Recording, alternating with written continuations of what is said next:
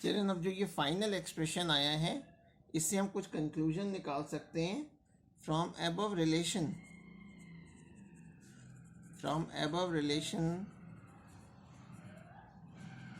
we can say that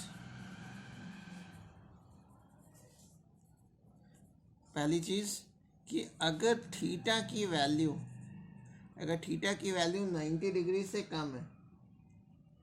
तो cos theta first quadrant में आएगा, कॉस थीटा की वैल्यू उस केस में पॉजिटिव होगी, then cos theta is positive, और कॉस थीटा पॉजिटिव होने का मतलब है कि लिक्विड ट्यूब में राइज करेगा, लिक्विड विल राइज, ठीक है, लिक्विड विल राइज। ऐसा क्यों कह रहे हैं? क्योंकि उस केस में एच की वैल्यू भी पॉजिटिव होगी। नाउ सेकेंड पॉइंट, अगर थीटा की वैल्यू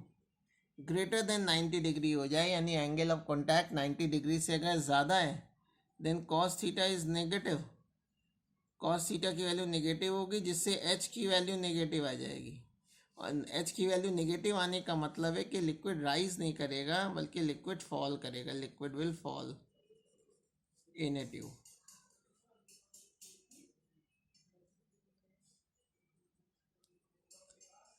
फिर थर्ड केस, अगर सपोज करो कि थीटा की वैल्यू 90 हो जाए, अगर थीटा की वैल्यू 90 हो जाएगी तो कॉस 90 की वैल्यू 0, तो इसमें एच की वैल्यू 0 हो जाएगी। इसका मतलब ये है कि ये एच हाइट है, तो इसका मतलब है कि लिक्विड राइज ही नहीं करेगा, liquid will neither rise not fall, ना राइज करेगा ना फॉल करेगा, ठीक है। और एक चीज़ और, अगर प्योर वाटर है, for pure water cos theta की जो वैल्यू होती है वो 1 होती है, ठीक है। ऐसा इसलिए कह रहे हैं क्योंकि प्योर वाटर के लिए थीटा की वैल्यू 0 डिग्री होती है, और जब कॉस थीटा की जगह अगर मैं यहाँ 1 रख दूंगा इस फॉर्मूले में, तो एच का फॉर्मूला आ जाएगा 2T/r ρg, H is equal to आ जाएगा 2T/r ρg,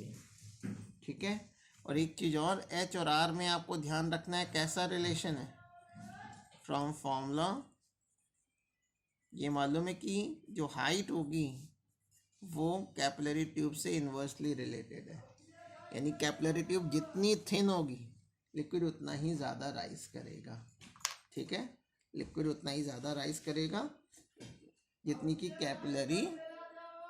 ट्यूब थिन होगी। चिल्ड्रन ये लास्ट हेडिंग है कि अगर हम लोग कैपिलरी ट्यूब है और जिसमें लिक्विड एच हाइट तक राइज कर गया है, इसको अगर हम वर्टिकल से अल्फ़ा एंगल पे झुका दें, अगर मैं इसको वर्टिकल से अल्फ़ा एंगल पे झुका दूं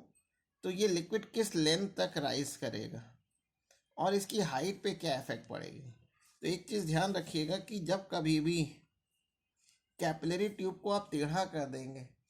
तो वर्टिकल हाइट पे कोई फ़र्क नहीं पड़ेगा, क्योंकि वर्टिकल हाइट जो है वो एटमॉस्फेरिक प्रेशर को बताती है, ठीक है। If tube is inclined at an angle alpha from the vertical, अगर वर्टिकल से अल्फा एंगल पे झुका दे, then no change in vertical height,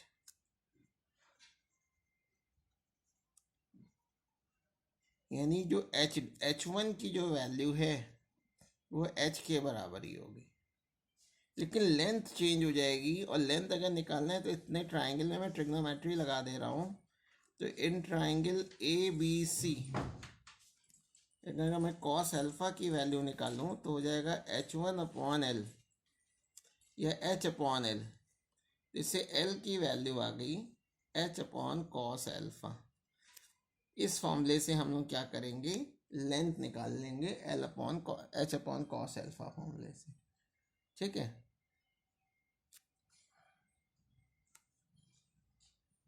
यहाँ पे ये लेसन ख़त्म हो जाता है। अब इस पे रीजनिंग के क्वेश्चंस हैं, वो आप लोगों को पढ़ने,